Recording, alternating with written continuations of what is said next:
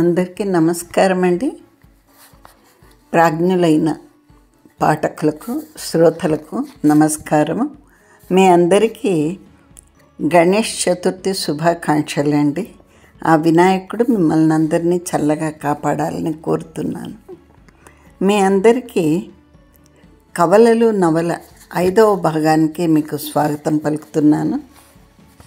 సరే, ఇక ఆనవాయితీగా నా 5వ భాగం మొదలుపెట్టే ముందు 4వ భాగంలోని సారాంశము కొంత క్లుప్తంగా మీకు తెలియచేస్తున్నాను. జస్ట్ రీక్యాప్ లాగా అన్నమాట. ఇక్కడ రాజుగారికి ఒక వైద్యుడు ఉన్నాడు. ఆయన వృద్ధపరాశరుడు. ఆయన రాజుగారికి తాత ముత్తాతల కాలం నుండి వైద్యుడు. ఆయన వల్ల ఆయనకు ఈ రాజుగారి వ్యాధి తెలిసింది. వచ్చి రాజుగారిని పరామర్శించాడు, నాడి చూశాడు. తర్వాత ఆయనకు అర్థమైందేమంటే ఆయన ఒక స్త్రీని ప్రేమించాడు. అందువల్ల ఆ విరహ జ్వరం అది. ఆమెను సంధానపరిస్తేనే అతను శరీర పరిస్థితి బాగుంటుంది అన్నాడు. అతను ఎన్నో చెప్పాలని చూశాడు. రాజుగారికి సలహా ఇవ్వడానికి ప్రయత్నించాడు. రాజుగారు చెప్పాడు, నా ప్రేమ సమర్థనీయం కాదు, అది అధర్మమైన ప్రేమ, కాబట్టి దాని గురించి మీరు ఎక్కువ ఆలోచించద్దండి అన్నాడు. కానీ ఆయన మాత్రం తేరుకోలేకపోతున్నాడు. ఆయన రోజు రోజుకు చిక్కిపోతున్నాడు, కృషించిపోతున్నాడు. ఆయన అధికారులు, సేనానులు అందరూ ఆయన గురించి చాలా బాధపడుతున్నారు, మా రాజుగారు ఇలా అయిపోయారేని. సరే, ఇంతకు ఎవరా స్త్రీ అని కనుక్కోవాలని గూఢచారుల ద్వారా ప్రయత్నాలు అవి ఇవి జరిగాయి. చూచాయిగా తెలిసింది. జలౌకస్ని ఇంటికి వెళ్ళి వచ్చిన నాటి నుండే రాజుగారు ఇలా అయ్యారు అని అందరికీ తెలుసు. జలౌకసుని భార్య మహా అందగత్తె అని, ఆమెను ప్రేమించాడు రాజు అని అర్థమైపోయింది అందరికీ. కానీ జలౌకస శ్రేష్ఠి చాలా మంచివాడు, చాలా గొప్పవాడు, మహా ఉదారుడు, మహాదాత. ఆయనకు రాజ్యంలో చాలా మంచి పేరుంది. ఇలాంటి శ్రేష్ఠి భార్యను దొంగలించుకుపోవడము రాజుకి ఇష్టం లేదు. బలవంతంగా తెచ్చి తన అంతఃపురంలో పెట్టుకోవడము ఇష్టం లేదు. జలౌకసుని వధించి ఆయన భార్యను పెళ్లి చేసుకోవడము ఆయనకి ఇష్టం లేదు. పోనీ దూతికలు కూడా ప్రయత్నించారు, ఆమెతో అక్రమ సంబంధం ఏర్పరుస్తాము అని. దానికి కూడా రాజు ఒప్పుకోలేదు. రాజు చాలా ధర్మాత్ముడు. ఆయన మనసులో ఎంతో సంఘర్షణ చెలరేగుతోంది. నేను ఎందుకు ఇలాంటి అధర్మమైన కోరిక నాకు కలిగింది, ఇందులో దైవం పాత్ర ఉన్నదా అని అతను తన్ను తాను విమర్శించుకుంటున్నాడు. ఇలా జరుగుతుంది. ఇలా జరుగుతున్నప్పుడు ఇక వృద్ధపరాశరుడు ఊరుకోలేక ఏదో ఒక పరిష్కారం వెతకాలి, ఎందుకు ఇలా జరుగుతోంది అని ఒకనాడు జలౌకస శ్రేష్ఠి ఇంటికి వెళ్ళాడు. అక్కడ జలౌకసుని ప్రత్యక్షంగా చూశాడు, అబ్బురపడినాడు. ఆయన ధర్మవర్తమునకు, వినయమునకు. ఆయన భార్యను పిలిపించాడు. ఆయన భార్యను చూశాడు. ఈయనకేదో అనుమానం కలిగింది. ఆమెకు కూడా పరోక్షంగా రాజుకు తన ప్రేమిస్తున్నట్టుగా తెలిపింది అని అర్థమైంది ఆయనకు. అది జలౌకసునికి బంధురాలకు తెలియదని కూడా ఆయన అర్థం చేసుకున్నాడు. జలౌకసుని జాతకం తెప్పించాడు. ఇంకా జలౌకసుని జాతకం పరిశీలించాలి, ఆ పనిలో ఉన్నాడు. అప్పుడు రూపలతని ఏదైనా ప్రశ్న అడుగు, నేను చెప్తాను అంటే ఆమె ఆయన జాతకం చెప్తే నాకు చెప్పినట్టే అంది. ఇది ఇలా జరిగింది. ఇక్కడ ఇంకా జరిగిన కథ మీకు చెప్పానండి. ఇంకా పరాశరుడు ఏం చేశాడు అన్నదే ఉన్నది. ఇంకా ఆలస్యం లేకోకుండా కథలోకి వెళ్ళిపోదామండి. రూపలత ఏమంది, మీరు ఆయన జాతకం చెప్పించో, నా ప్రశ్న అందులోనే ఉండును అంది. అప్పుడు పరాశరుడు ఏమన్నాడు, అన్నీ అందులో ఉండవు. నువ్వు ప్రతి శుక్రవారం పోయి బాల త్రిపుర సుందరి మందిరంలో నాట్యం చేయదు అట. ఆ తల్లి నీకు ప్రసన్నురాలగునో లేదో తెలుసుకోవాలని కూడా లేదా? ఆ సంగతి జలౌకుసుని జాతకంలో ఉండదు. నువ్వు ప్రశ్న వేసించో చెప్పవచ్చు అన్నాడు. ఇక్కడ ప్రశ్న అడిగిన సమయంను బట్టి గంటల పంచాంగము అని ఉంటుంది. దాని ప్రకారము గుళిక అని ఒకటి ఉంటుంది. అది ప్రశ్న వేస్తే దైవజ్ఞులు దానికి సమాధానం చెప్తారు. ఆ ప్రశ్న వేసిన కాలమును బట్టి సమయంను బట్టి వాళ్ళు లెక్కలు కట్టి దానికి చెప్తారు. అందుకని ఆయన అడిగాడు. అడిగితే రూపలత ఏమంది, నాకు ఆమె ప్రసన్నురాలు కావాలని నేను నాట్యం చేయట్లేదు, నా మనశ్శాంతి కొరకు చేయుచున్నాను అంది. నీకు మనశ్శాంతి ఎందుకు లేదు? నువ్వు అడిగితే కొండ మీద కోతి దిగవచ్చునే, ఇంతటి సంపద కలదు, ఇంతటి భోగం కలదు, ఇట్టి భర్త ఉన్నాడు, నీకు సంతానం కావాలైనా, అందుకని మనశ్శాంతి లేదా అని పరాశరుడు కుచ్చి అడిగాడు ఆమెను. ఈ సంగతి వారి జాతకం నందు తెలియదా అని రూపలత అంటే, పరాశరుడు అన్నాడు, తెలియకపోవచ్చు, నేను అనరాదు, కానీ నీవు అట్లా మాట్లాడుచున్నావు కనుక నేను కూడా కటువుగా మాట్లాడేదను. నీకు సంతానం కలగవచ్చును, ఆ సంతానము జలౌకుని సంతానం కాకపోవచ్చును. ఆమె ఎంత నిష్ఠురంగా టీవీగా అడిగిందో ఈయన అంతకన్నా కఠినంగా ఇలా మాట్లాడాడు. రూపలత కుంచిత భ్రూలతే, కనుబొమ్మలు ముడివేసింది, గిర్రన వెనక్కి తిరిగి వెళ్ళిపోయింది. ఆ వెళ్ళిపోవటంలో తిరస్కార భావం కంటే భయం ఎక్కువ ఉంది. అంటే తన మనసులోని ఆలోచనలు ఈ వృద్ధ పరాశరుడు గ్రహించాడా అని భయపడింది ఆమె. మసిపూసిన ఆకులతో పరాశరుడు లేచి బయలుదేరాడు. జాతకం ఇప్పించుకున్నాడు కదా, ఇంకా లేచి వెళ్ళిపోయాడు. పరాశరుడును జలౌకుసుడు సావిడిలోనికి వచ్చిరి. జలౌకుసుడు చేతి మడ్డి వదులు ద్రవ్యమును నీరును తుడుచుకొని గుడ్డను తెచ్చను, చేతులు కడుక్కోవడానికి సబ్బు లాంటిది తెచ్చిచ్చాడు. ఆయన పరాశరుడు హస్త ప్రక్షాళనం చేసుకున్నాడు.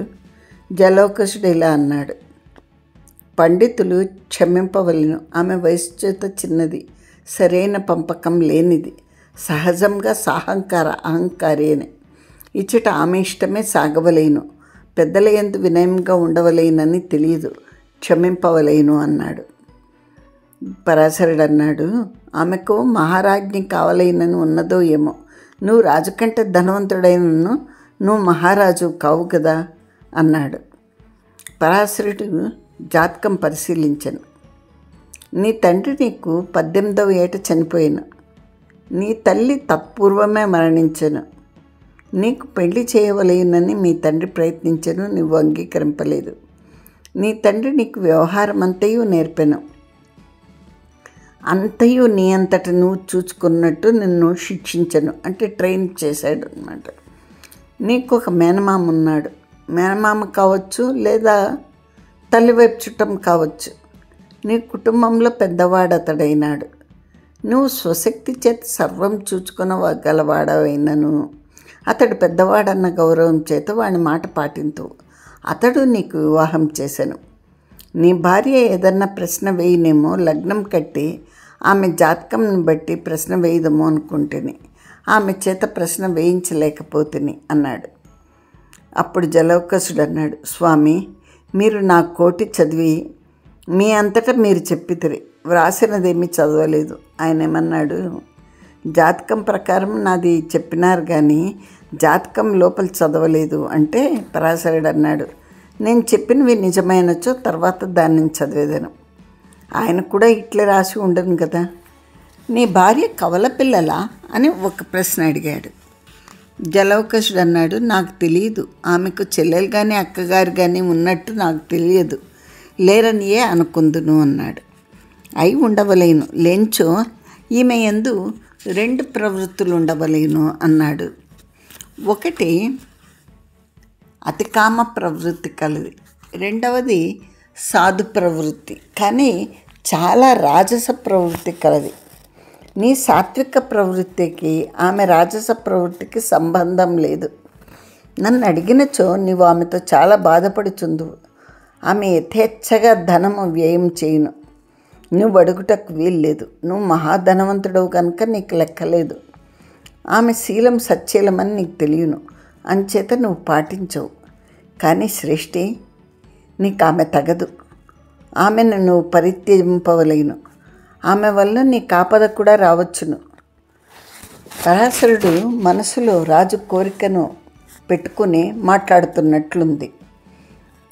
స్వామి, నాకు అర్థమవట్లేదు అని జలౌకుడు అంటే పరాశరుడు మళ్ళీ ఇలా అన్నాడు, నేను చెప్పకూడదు, చెప్తున్నాను.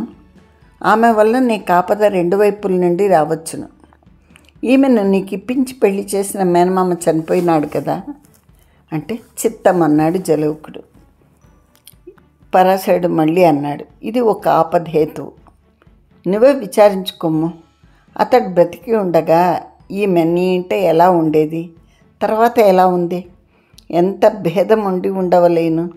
తత్పూర్వం నీ యందు భక్తిగా ఉండేది, నీవే తన సర్వస్వం అన్నట్టుగా ఉండేది, తర్వాత స్వతంత్రురాలైనది అని పరాశరుడు మరలా లెక్కబెట్టి ఇట్లా అన్నాడు. ఆ ముసలిదాని పేరేంటి అని. జలౌకసుడు అన్నాడు, బంధురాలక అని. పరాశరుడు అన్నాడు, నీ భార్యకు నీ మీద కంటే దాని మీద ఎక్కువ ప్రేమ. నీ భార్య యొక్క సర్వరహస్యములు నీకు తెలియవు, దానికి తెలియను. అది అట్లుంచి శ్రేష్ఠి, నీ భార్యకు ఏదో వ్యాధి ఉన్నది, వ్యాధియో ఏదో తెలియదు, ఎప్పుడు బాధపడుచుండును అని అంటే జలౌకసుడు అన్నాడు, స్వామి నిజమే, ఎందుకు ఉండి ఉండి ఒడలెల్లా విరగబొడిచినట్టున్నదని అంచుండును, కదల్లేదు, మెదల్లేదు, దుఃఖపడుచుండును, మిక్కిలి శ్రమ పొందినట్టుండును, ఏదో పాపం చేసినట్టు పశ్చాత్తాపపడుచుండును, అందుకనే నిత్యము దేవి పూజ చేయుచుండును. ఆమె వల్ల నేను సుఖపడుచున్నది లేదు, కానీ ఆమెను వదిలి నేను బతకలేను. ఆమె సౌందర్యంను చూచితిరు కదా, ఆమె నాట్యంను కూడా చూడవలేను. ఆమె సౌందర్యంనకే నేను ఆమెకు వసుడనైతిని, ఆమె నాట్యంనకు బానిసనైతిని. ఆమె నా ధనమును మిక్కిలి వ్యయం చేయుచున్నది, ఎందుకు వేయించుచున్నదో నాకు తెలియదు. నేను అడిగించో నన్ను పరిత్యజించిపోనేమో అని భయము. పరాశరుడు అప్పుడు అన్నాడు, ఆమె నిన్నెట్లునూ పరిత్యజించిపోవును, ఆ పోవుటే నీకు మంచిది అని. అప్పుడు జలౌకసుడు, స్వామి, నేను ఒక్కడను, నాకు తల్లిదండ్రులు లేరు, ఆ దూరపు మేనమామయ్య చనిపోయిను, నాకు సంతానం కూడా లేదు, నాకున్నది ఈమె ఒక్కరితుకయే, ఈమె కూడా నన్ను వదిలిపోయించు, నేను సన్యాసినగుదును అని అంటే పరాశరుడు నవ్వి ఇలా అన్నాడు, నువ్వు సహజంగా సన్యాసివి, ఒక ప్రారబ్ధవశమున నీవు ఈమెను పెండ్లాడితివి, ఈమె మీద మమకారమును కోసుకొని లేకున్నావు, కోసుకున్నప్పుడు నీ నిజమైన జాతకము ఆరంభించును. ఇప్పటి నీ సాధుత్వమే కాదు, నీవు ఇంతకంటే సాధువు అవుదువు, నేను ఇంక పోదును అన్నాడు. జలౌకసుడు అన్నాడు, ఈమె వలన నాకు 2 వైపుల నుండి ఆపద వచ్చినంటారు కదా, దాన్ని గురించి చెప్పరాదా అని. పరాశరుడు అన్నాడు, ఓయి, ఆమెను నువ్వు ఇంత ప్రేమించుచుంటివి, ఆమె నిన్నంత ప్రేమించుచున్నదా అంటే ప్రేమించుచున్నదనే అనుకుందును అన్నాడు జలౌకసుడు. అట్లే కానిమ్ము, నీవు బంధురాలకును నీ భార్యను కలిపి నిగ్గదీసి వారి రహస్యములేవో కనుగొమ్ము, అంత ధనము ఎవరికిచ్చుచున్నదో కనుగొమ్ము, తాను పడి బాధకేతువేమో కనుగొమ్ము. ఆమె మనస్సు విప్పి నీతో చెప్పినచో నువ్వు అనుకున్నట్లు ఆమె నిన్ను ప్రేమించుచున్నట్టే.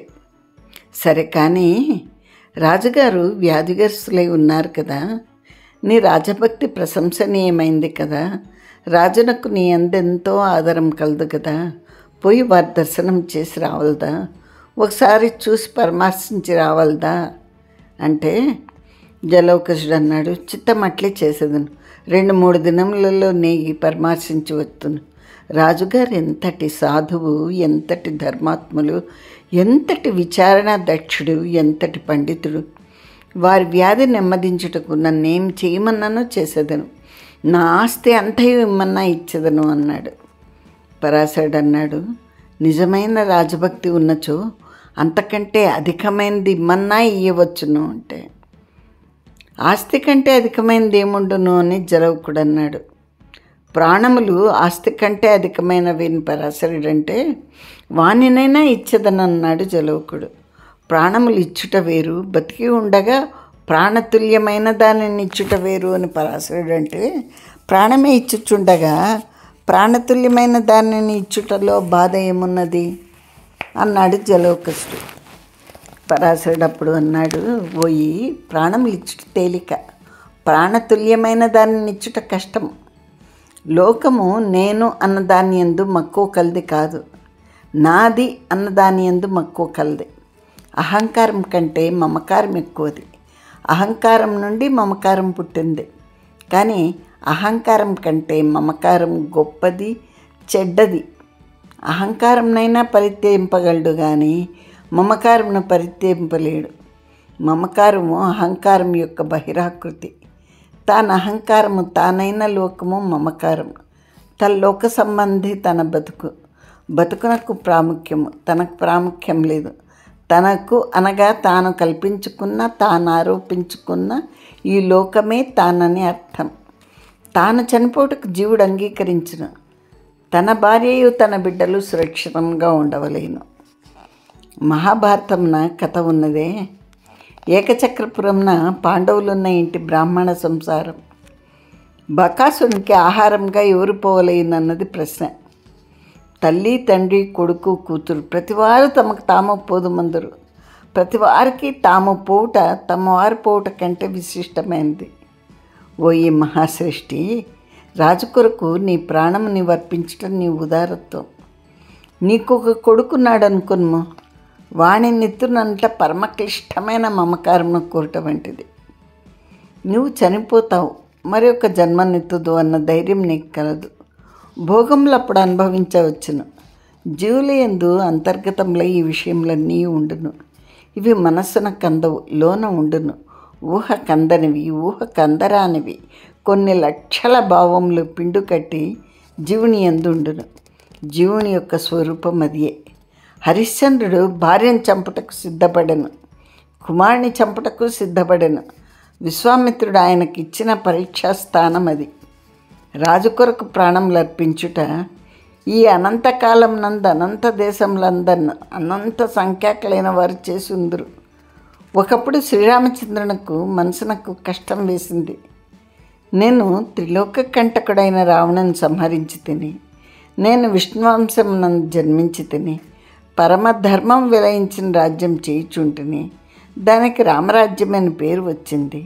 ఇట్లుండగా మా వంశము రామవంశం కాకుండా రఘువంశమని అందురేమే, రామవంశమని ఎలా అనరు అన్న భావము శ్రీరామచంద్రునకు కలిగినట.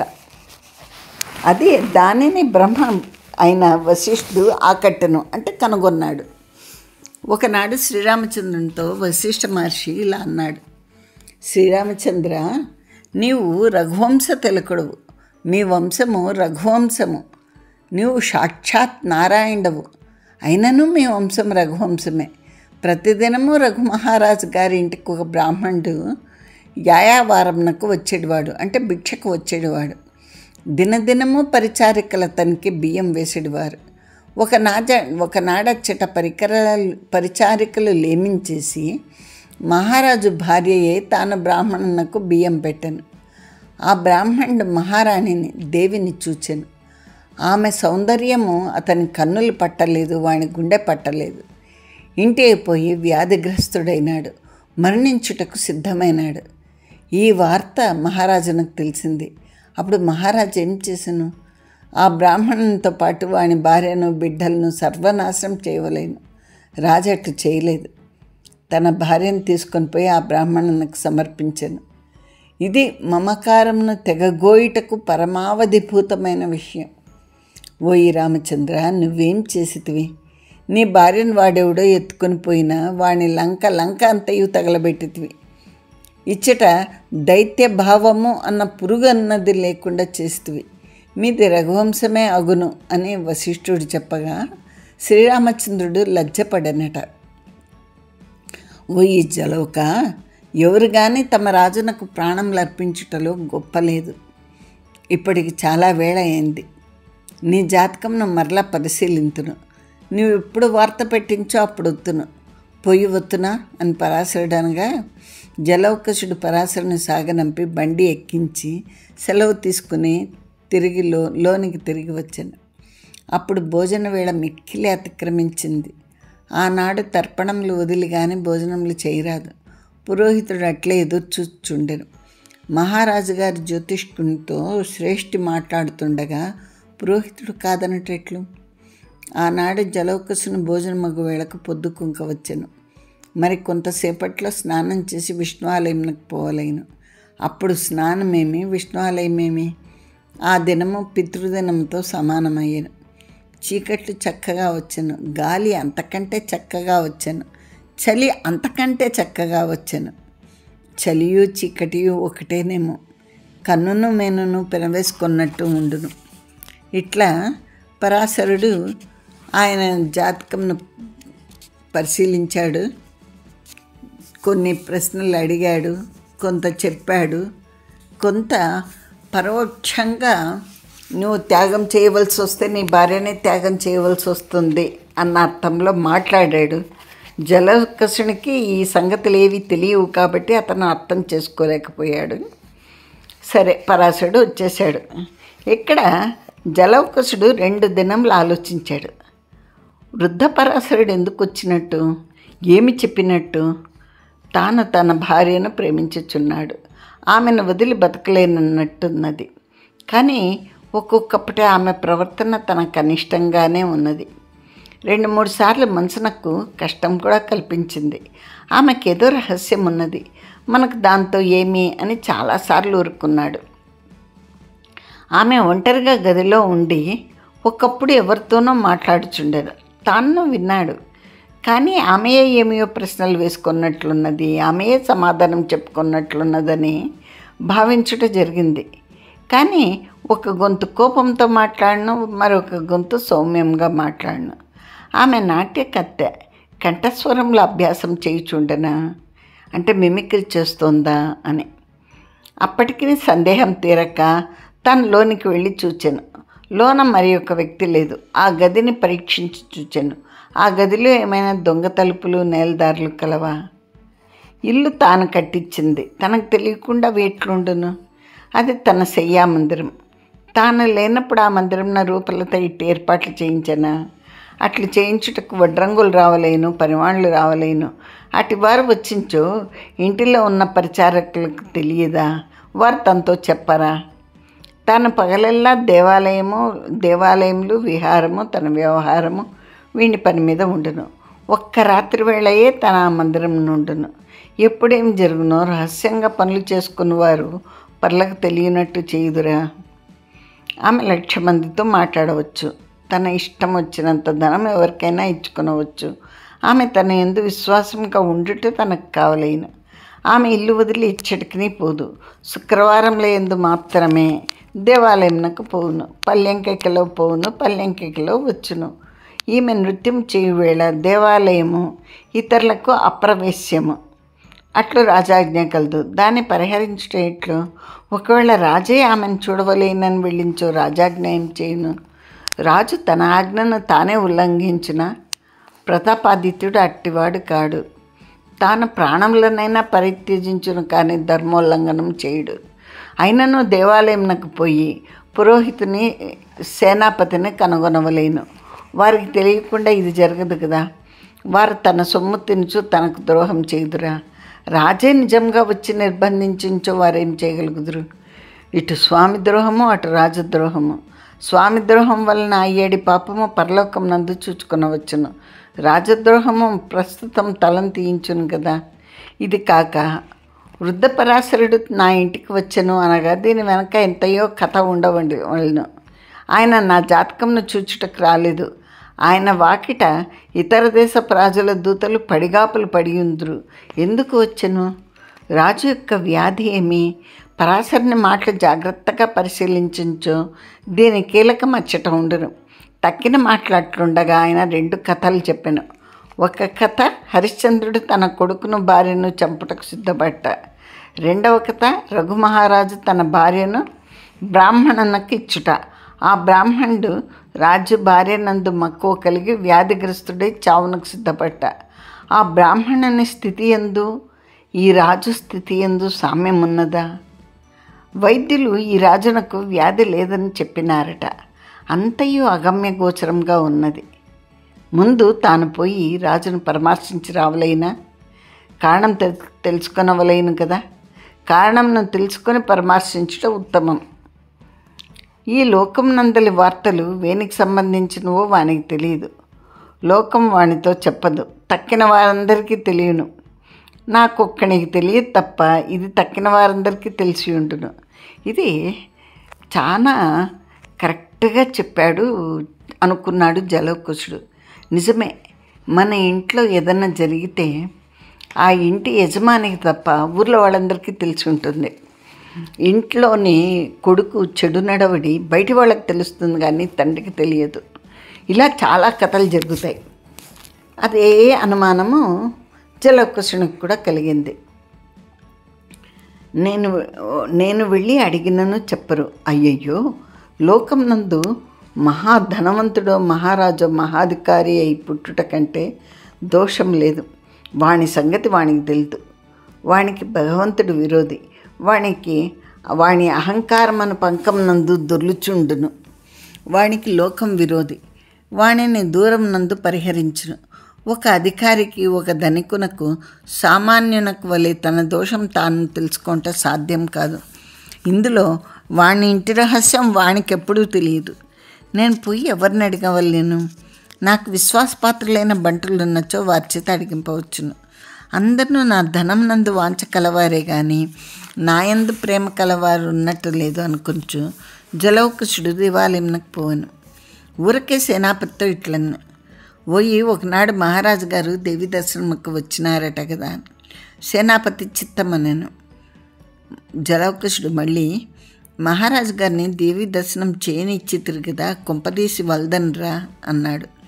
వారు దేవి దర్శనం చేసిరి, రాజును వల్దంటే ఎట్లు అని సేనాపతి అన్నాడు. ఆ రోజున ఏమి వారమని జలౌకుశుడు అడగ్గా సేనాపతి నాకు గుర్తుకు లేదు అన్నాడు. జలౌకుశుడు అన్నాడు, శనివారం మాత్రం కాదు. మహారాజు శనివారం నందు విష్ణు ఆలయంకు పోవును. దేవి దర్శనము మంగళవారం నందు కానీ శుక్రవారం నందు కానీ చేయుదురు. ఆ 2 రోజుల్లో ఒకటి అయి ఉండును అన్నాడు. సేనాపతికి సంశయం వేసింది. ఏం చెప్పలేను, తొందరపడి శుక్రవారమే అన్నాడు. జలౌకుశుడు అప్పుడు మళ్ళీ పొద్దుటిపూట వచ్చిరా సాయంత్రం వచ్చిరా అంటే సేనాపతి సాయంకాలం నందే అని తప్పుకొన్ను. జలౌకుశుడు లోనికి పోయాను. సేనాపతిని తన వెంట రావలదన్ను. పురోహితుని ఇట్టి ప్రశ్నలే వేసిన. అప్పుడు అతడు రాజు గురువారం నందు వచ్చినన్ను, పొద్దుటిపూటే వచ్చెను అనను. జలౌకుడు ఏం మాట్లాడలేదు. రాజు వచ్చెను, తన భార్యను చూశాను. జలౌకుడు ఇది నిశ్చయం చేసుకున్నాడు. రాజు తన భార్యను మరలా చూచుటకు పెద్ద పన్నాగం పన్నెను. తన్ను అతిథిగా పిలిచెను. మరలా తన చేత పిలిపించుకొనుటకు మహాతిథ్యం నెరపెను. పిలిపించుకొను తన ఇంటికి వచ్చును. సౌదోపరి భాగం నందలి రాజు యొక్క ఏకాంతం ఇందులక, అది ఇందులకు అని ఎట్లు తెలియవలేను. దినదినము పౌళ్ళయందు 3 శ్రేష్ఠుల భార్యలు తన భార్యతో కలిసి ఉందరు. తెలిసించో వారికి తెలియవలేను. వారు జలౌకుడింట ఉన్నప్పుడు రారు, జలౌకునితో మాట్లాడరు. వారి నుండి ఈ వార్త గ్రహించుటట్లు ఇట్టి విద్యలకు తాను పనికిరాడు. బహుస్త్రీలోడు స్త్రీలతో సంభాషించుట ఎందు మక్కువ కలవాడు కావలేను. వానితో స్త్రీలు మిక్కిలి పరిచయంగా మాట్లాడుదురు. తన ఇంటి పరిచారికలతోడనే తాను చనువుగా ఉండడే వారు తనతో ఏం చెప్పుదురు? ఇది తెలుసుకుంటే ఎట్లు? జలౌకుడు తన వ్యవహారం అంతా వేరే సౌధంలో ఉండి చేయను. అప్పుడు పొరుగు స్త్రీలు వద్దురు.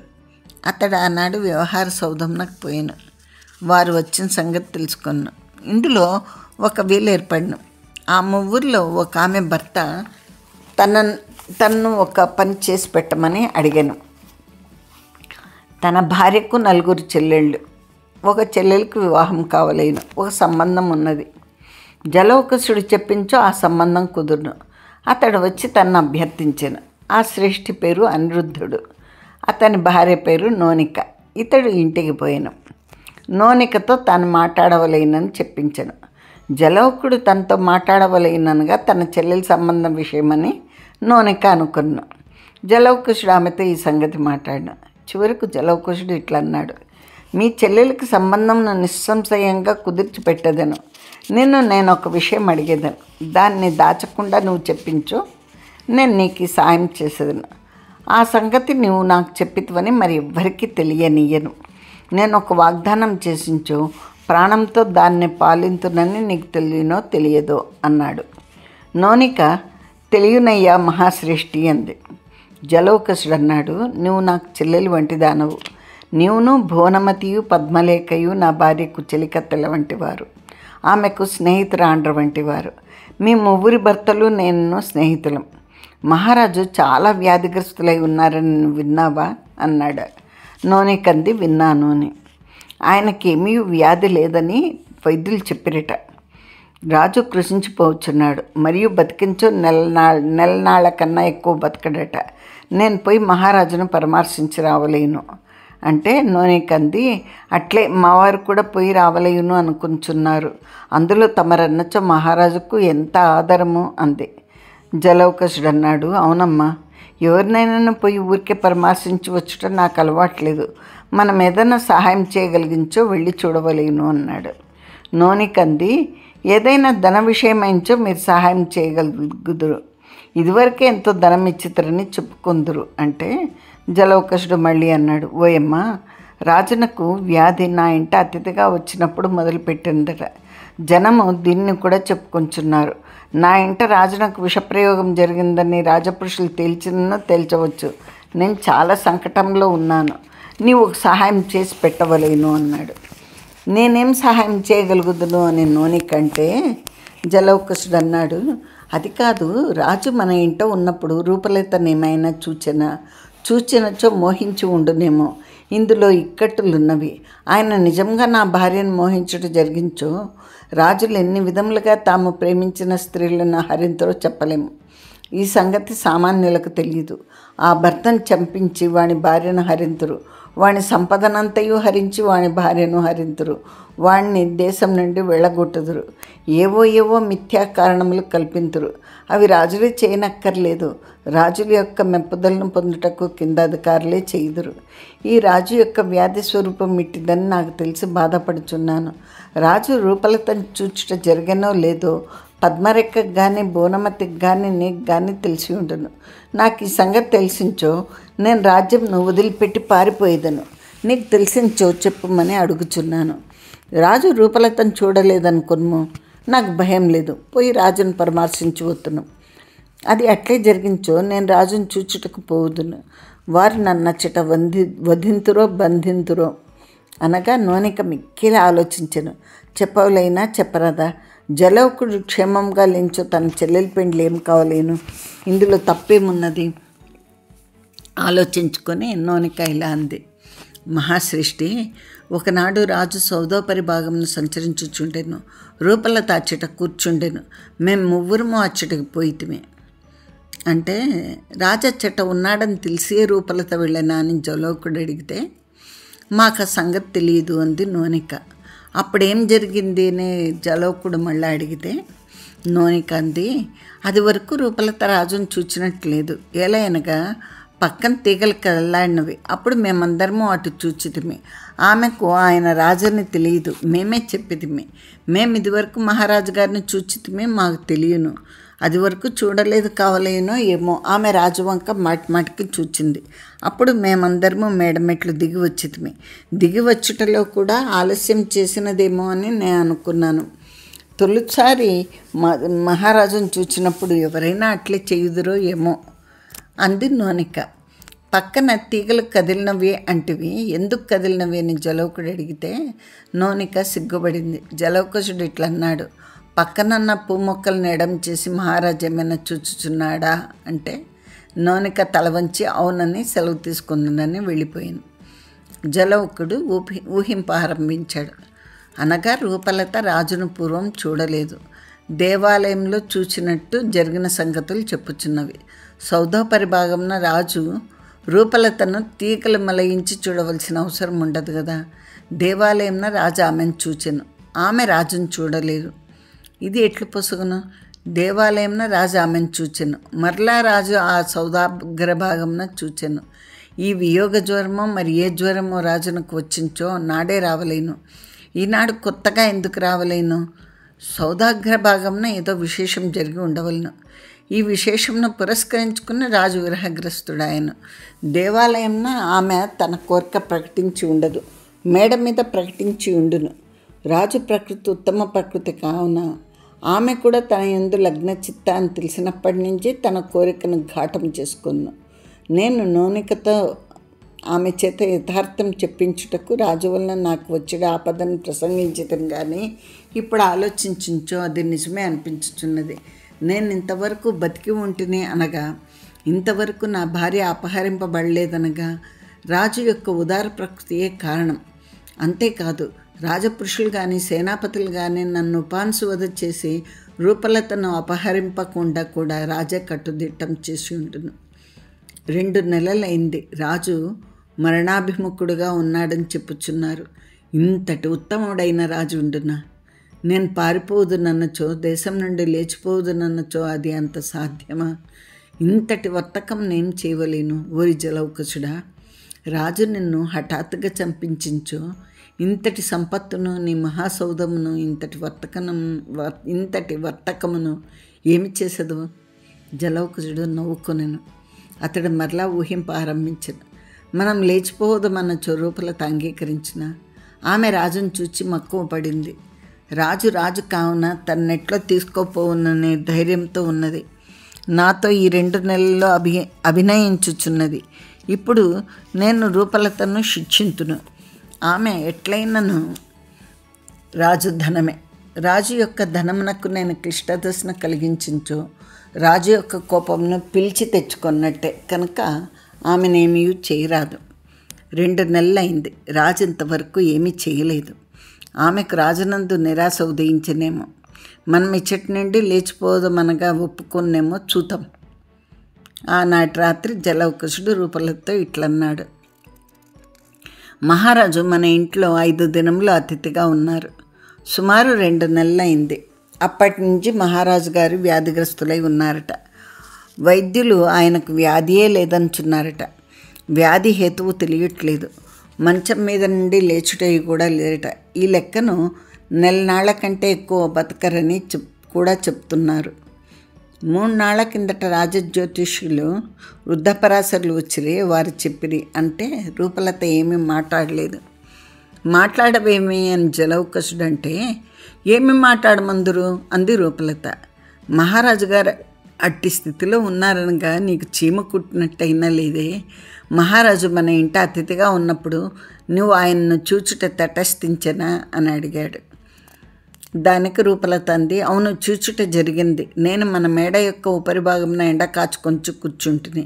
అతిథుల సౌధము ఉత్తర దిశ ఉన్నది కదా, ఆయన నడింభాగమునకు వచ్చి పూల మొక్కలను తొలగించి నా వంక చూచుండెను. నాకు తెలియదు మహారాజు గారు మన ఇంట అతిథిగా ఉన్నారని తెలియదు. ఇంతలో నోనికయు భువనమతియు పద్మలేఖయు వచ్చిరి. వారు రాజును చూచి నాతో చెప్పిరి, మహారాజు ఎట్లుండునో నాకు తెలియదు, అంచేత నేను వారిని ఎక్కువగానే చూచి తిని అని చెప్పవలేను అని ఉన్నట్టు చెప్పింది. అంతేనా, ఇంకా ఏమైనా జరిగిందా అని జలౌకుడంటే, రూపలత అంది, బంధురాలకు అడిగి తెలుసుకోండు, ఆమె ఏమైనా చెప్పించో అప్పుడు నమ్మవచ్చు అంది.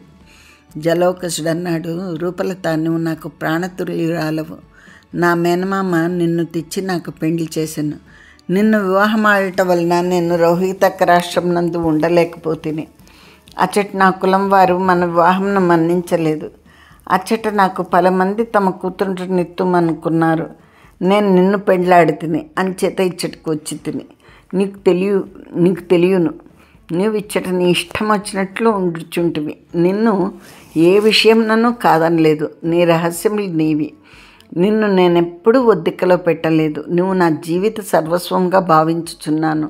నువ్వు నన్నట్టు భావించుటలేదు. మహారాజు నిన్ను చూచి వలపుకున్నాడని నేను ఊహించినాను. ఎన్ని విధములు ఆలోచించినను నాకు అది నిశ్చయమైనది. మొన్న వృద్ధ పరాశరుడు వచ్చాడు. ఆయన తనయంత తాను వచ్చానో రాజు పంపగా వచ్చానో నాకు తెలియలేదు. నువ్వు పరాశరులతో సొంత వెగటుగా మాట్లాడుతివి. ఆయన మహాపండితుడు. ఆయన ఎందు చూపించవలసిన గౌరవం నువ్వు చూపించలేదు. ఆయన మాటల వలన నాకు ఒక్కటి తెలిసింది, మనం ఈ ఊరిలో ఉండటం మనకు భద్రం కాదు. నేను నిన్ను కూడా కలుపుకొని వచ్చినో రాదో నీకు తెలియవలేను. నీవు అంగీకరించించో మనం ఏ అర్ధరాత్రం నన్ను ఈ దేశం నుండి పారిపోవలేను, అది చాలా రహస్యంగా చేయవలేను. ఇప్పటికే మనం పారిపోకుండా రాజధాని నగరం చుట్టుపట్ల రక్షకులు ఏర్పడినారో ఏమో తెలియదు, అయినను ప్రయత్నం చేయదుము. నువ్వేమందువు అంటే రూపలత అంది, బంధురాలకును మనం ఎట తీసుకొని పోలేను, మనం ఇచ్చటి నుండి వెళ్ళిపోయించో ఇచ్చటి ఆస్తంతా ఏమగును అంతే. రాజు సర్వమును తన వశం చేసుకొను అన్నాడు జలౌకుడు. తర్వాత మనమేం కావలేను అని రూపలత అంటే జలౌకుడు అన్నాడు, నాకు కొన్ని నౌకలున్నవి, ఒంటెలున్నవి, గుర్రములున్నవి, బండ్లున్నవి, వాటిలో ఎన్నో పరదేశంలందున్నవి. ఏ ధనం ఏ దేశం నందున్నదో దానికి మాత్రమే చెడుదుము, తక్కింది మనం ఎచ్చట ఉన్నచో అచ్చటికి వచ్చును అంది. ఏ ధనము ఈ దేశమందు ఉన్నదో దానికి మాత్రమే చెడుదుము, తక్కింది మనం ఎచ్చట ఉన్నదో అచ్చటికి వచ్చును అంది అన్నాడు. దాని వెల ఎంత ఉండను, దీని వెల ఎంత ఉండను రూపలత అంటే జలౌకసుడు అన్నాడు, ఇచ్చటి సంపద 10-12 కోట్లు ఉండను, పరదేశంలో అందరిది 1 కోటి ఉండను, అది మనకు చాలదా? పైగా సంవత్సరం నాకు 1 కోటి లాభం వచ్చుచుండును. 4-5 ఏళ్లలో ఎచ్చటనో ఒక చోట ఇంతటి సౌదంభం మరలా నిర్మింతును అన్నాడు. బంధురాలకుతో చెప్పవలేను కదా అని రూపలత అంటే నేను ప్రధానమా బంధురాలకు ప్రధానమా అని జలౌకసుడు అన్నాడు. మనం బయలుదేరినచో ఎప్పుడు అని రూపలత అడిగితే నీవు అంగీకరించించో ఇప్పుడే లేదా రేపు, ఇచ్చట ఉన్నంత వరకు మనము పంచాగ్ని మధ్యంలో ఉన్నట్టే అన్నాడు జలౌకసుడు. నాకు అర్థమగినట్టు లేదు అని రూపలత అంటే నీకేమీ అర్థమగును, స్త్రీలకు కామం ఒకటే తెలియను అని జలౌకసుడు అన్నాడు. నేను రాజును ప్రేమించి తినే అందురా అని రూపలత అంటే అది నీకు తెలియవలేను అన్నాడు. నేను రాజును ప్రేమించించో మీ వెంట వత్తునని ఎందుకు అందును, మనం ఇచ్చట ఉన్నచో మనకు వచ్చేదే ఆపద ఏమి అని అడిగితే రూపలత రాజు రాజపురుషులు నన్ను వధింతురు, నిన్ను తీసుకొని పోదురు, ఇన్నాళ్ళు ఇది జరగకుండుటే ఆశ్చర్యం, మనం ఎంత తొందరగా పోయించో అంత భద్రము అని జలౌకసుడు అన్నాడు. దానికి రూపలత అంది, మీరు అనవసరంగా భయపడుచున్నారు, మీరు చెప్పినట్టు రాజు నన్ను ప్రేమించించో నా కోసమే ఇట్లయినచో 2 నెలలు ఊరుకుండునా, ఇన్నాళ్ళు ఊరుకుండి ఇప్పుడు దుష్కృత్యమును చేయినా, ఆ రాజు మహాధర్మాత్ముడని మీరు నాతో ఒకసారి చెప్పినారు, బంధురాలకుతో చెప్పుదము అంది రూపలత. జలౌకసుడు అన్నాడు, వృద్ధపరాశుడు నిన్ను గూర్చి ఒక ప్రశ్న అడిగాడు, మీరు కవల పిల్లలా అని. రూపలత మాట్లాడలేదు. జలౌకసుడు మళ్ళా అడిగాడు. రూపలత అంది, ఇది ఏమి జ్యోతిష్యము, మరి ఇంకేమన్నాడు అంటే మీరు కవల పిల్లలు కాంచో నీలో ఒక సాత్విక ప్రకృతియు ఒక తామసిక ప్రకృతియు రెండునో దట్టముగా అన్నాడు జలౌకసుడు. నేను మీకు అట్లా కనిపించుచున్నానా అని రూపలత అంటే లోకంలో ఒట్లు వేసుకుందరు, తమకు పరమ ప్రియమైన వారి మీద వేసుకుందరు, అవతల వారిని విశ్వసించుటకు వారికి ఎవరి మీద ప్రేమ మిక్కుటంగా ఉండునో వారి మీద వేసుకోమందురు. నేను భర్తను గనక అడుగుచున్నాను, నీవు మహారాజునకు నీ మీద ఆశ కలిగించి తినే అన్నచో నేను నిన్నేమీయూ అడగను, కలిగించలేదు అన్నచో నీకు పరమ ప్రియమైన వారి మీద శపథం చేయవలేను. రూపలత అప్పుడంది, నాకు పరమ ప్రియమైన వారిద్దరే కలరు, మీరున్నారు, ఇప్పుడు మీ మీద ఒట్టు వేసుకున్నచో లాభం లేదు, బంధురాలక ఉన్నది, దాని మీద వేసుకున్నచో అది వృద్ధురాలు, అదియూ ఎక్కువ ప్రయోజనం లేదు. అప్పుడు జలౌకసుడు అన్నాడు, బాలా త్రిపుర సుందరి ఉన్నది, ఆమె మీద వేసుకొనవచ్చును. దానికి రూపలత అంది, నా చిత్త చాంచల్యము అణుచుటకు నేనెరుగని ఏదో పాపం నన్ను అంటుకుని ఉండగా దాన్ని నశింపచేయుటకు నేను ఆ దేవిని పూజించుచుంటిని, ప్రార్థించుచుంటిని, ఆమె ఎదుట నృత్యం చేయుచుంటిని. నేను చేయని పాపం నన్ను అంటుకుని తిరుగుచున్నది. నేను పాపం నాకు ఎంత దూరంగా ఉండవలేను అనుకుంటున్నో అంత సన్నిహితమవుచున్నది. లోకంలో జీవుల యొక్క పాపము వారి హృదయములందు ఉద్భవించును, అది వారి చిత్తవృత్తిగా ఉండును, అది లోకం నందు క్రియాపరిణతిగా అంచును. నాలో దీనికి విపరీతంగా ఉన్నది. లోకంలో క్రియాపరిణతి కన్నా పాపము నాలో ప్రవేశించి నాకు చిత్తవృత్తిగా మార్చున్నది. ఓ ఈ మహాసృష్టి, మీరు మహాసత్పురుషులు, పరమోదారులు, మీ మేనమామ మిమ్మల్ని మోసం చేసినాడు, నన్ను మోసం చేశాడు. ఆయన మీకు ద్రోహం చేశాడు. ఇన్నాళ్ళు మీకు నేను ద్రోహం చేసి తిని, మీకు ద్రోహం చేయకుండా ఉండవలేనని దినదినము ప్రయత్నించి తిని, చివరకు పాపమే గెలుచుచున్నది. ఇది బంధురాలక యొక్క రహస్యము. నేను మీతో ఇట్లు మాట్లాడుతున్నని ఆమెకు తెలియరాదు. రాజు మిమ్ము వధించునని మీరు భయపడుచున్నారు. మిమ్మును నన్ను సంహరింపగల పిశాచము మన ఇంటనే ఉన్నది. అది నన్ను వదిలిపోదు. దాని పేరు బంధురాలక. నేను మీతో ఇట్లు మాట్లాడుతున్నని దానికి తెలిసించో నేటి రాత్రియే నన్ను సంహరించును. నన్ను రక్షింపుడు, మిమ్ము మీరు రక్షించుకొనుడు. దాంతో మీరు ఏమీ మాట్లాడవద్దు.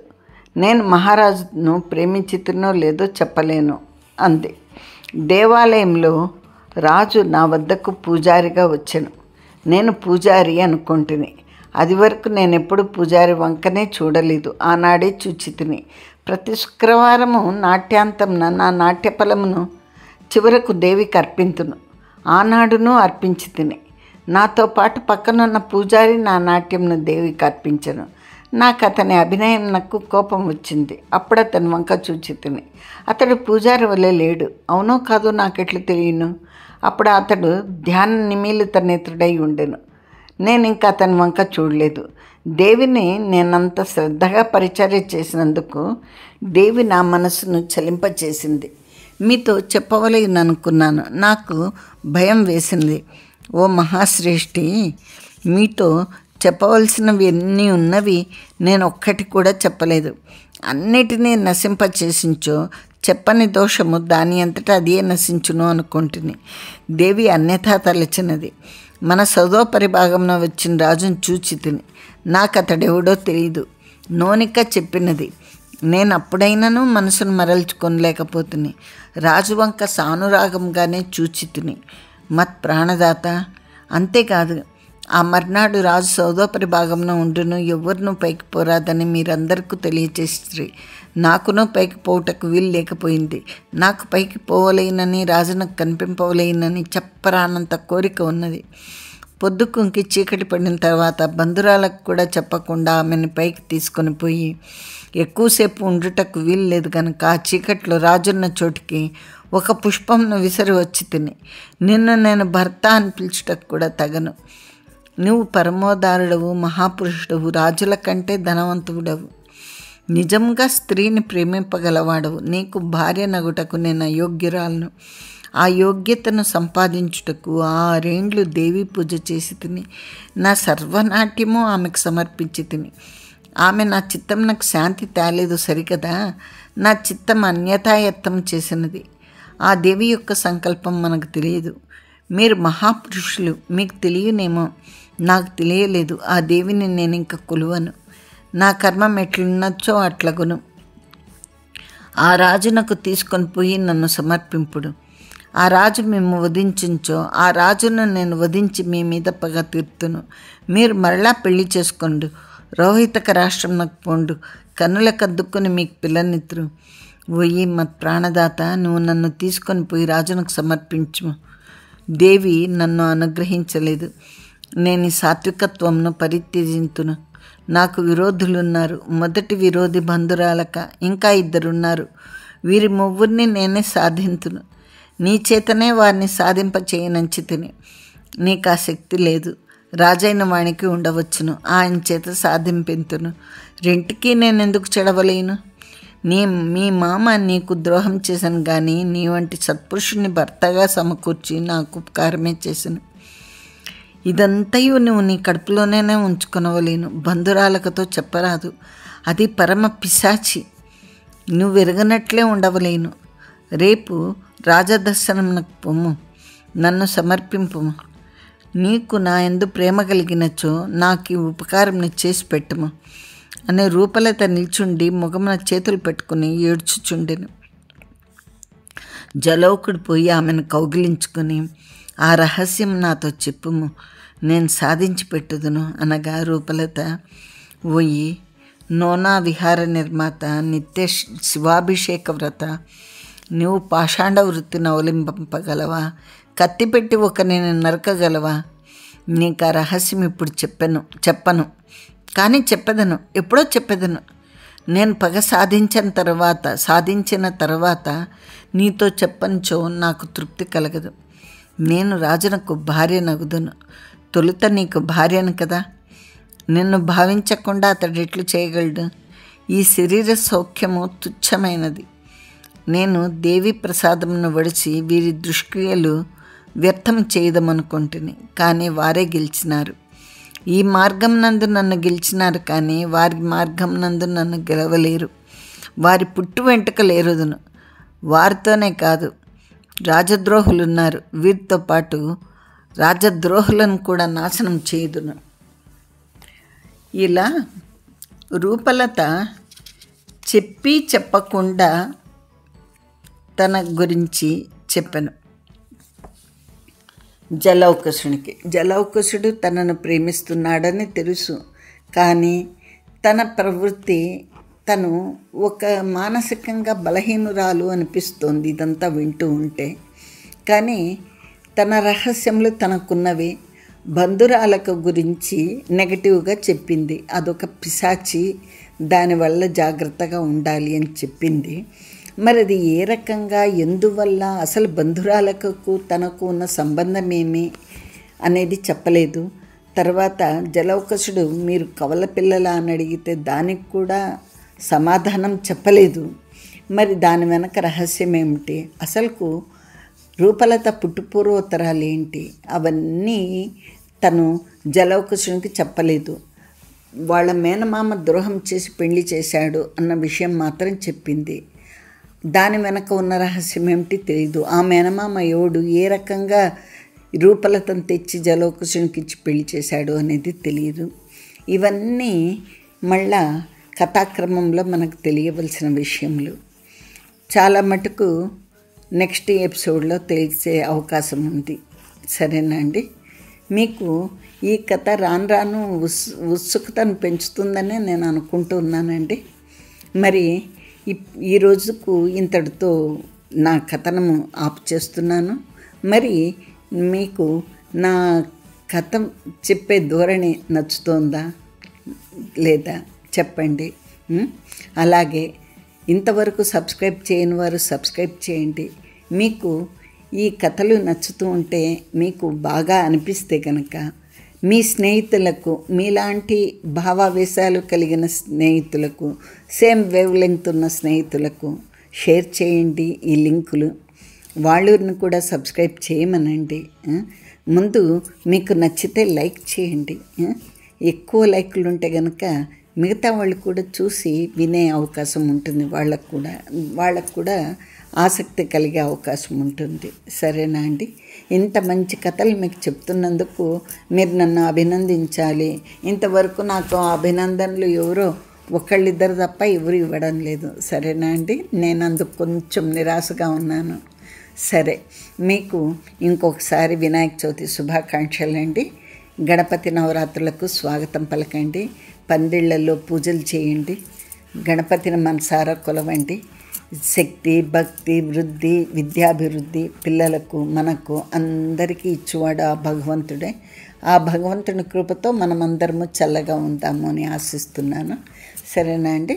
మళ్ళీ మిమ్మల్ని కవలలు 6వ భాగంతో కలుస్తానండి. అంతవరకు సెలవా మరి?